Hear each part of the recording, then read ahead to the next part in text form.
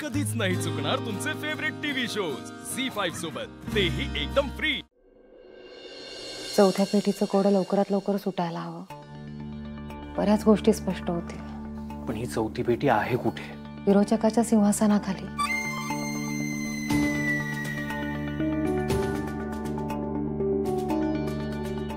म्हणजे तसा अंदाज आहे आमचा। त्यामुळे विरोचकाचं सिंहासन किंवा विरोचकाचं प्रतीक किंवा त्याबद्दल काही जरी माहिती मिळाली ना तर खूप बरं होईल। साहेब, बाईसाहेब विरोचक आहेत, त्यामुळे आपल्या आधी त्या पेटीपर्यंत पोहोचण्याची शक्यता जास्त आहे। त्यामुळे आता आपल्याकडे फक्त दोनच पर्याय आहेत, एक तर काहीतरी करून बाईसाहेबांकडून माहिती काढायची किंवा मग त्या घराबाहेर पडल्या की त्यांचा पाठलाग करायचा। पण तरीही एक भीती उरतेच। लोकात स्पष्ट लिहिलंय की कोणत्याही दुष्ट शक्तीने जर का पेटीला स्पर्श केला तर खूप मोठा अनर्थ होईल।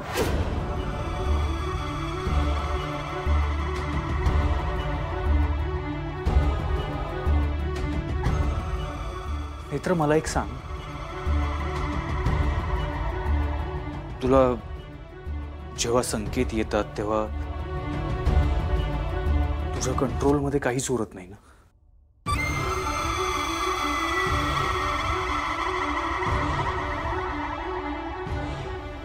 काय झालं, तुम्ही असं का विचारताय?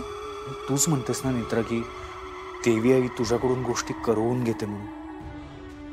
हो,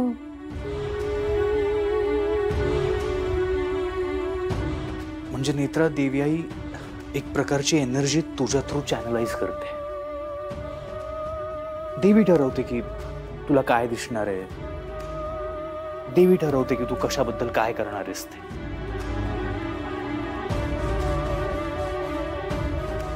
साहेब काय झालंय? नेत्रा, तो विरोचक सुद्धा आईला कंट्रोल करत असेल।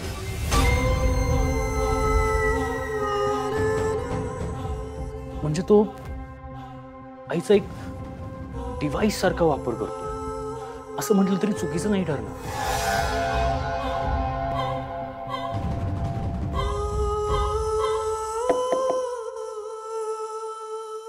काकू, नेत्रा, बिझी आहेस का?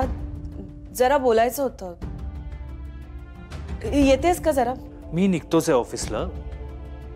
नेत्रा, आपण नंतर बोलूयात। तू बघ काकूचं काय काम आहे ते। साहेब, तुम्ही इथून थेट ऑफिसलाच जाणार आहात ना? म्हणजे बाईसाहेबांना भेटायला नाही ना जाणार? डायरेक्टली ऑफिसलाच जाणार आहे मी।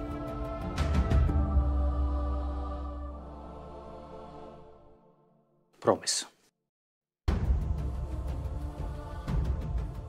काळजी घ्या आणि कॉफी संपवा।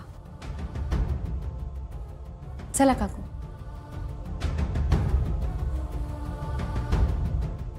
काय बोलायचं होतं काकू? झी5 ॲप डाउनलोड करा आणि पहा सर्व एपिसोड्स एकदम फ्री।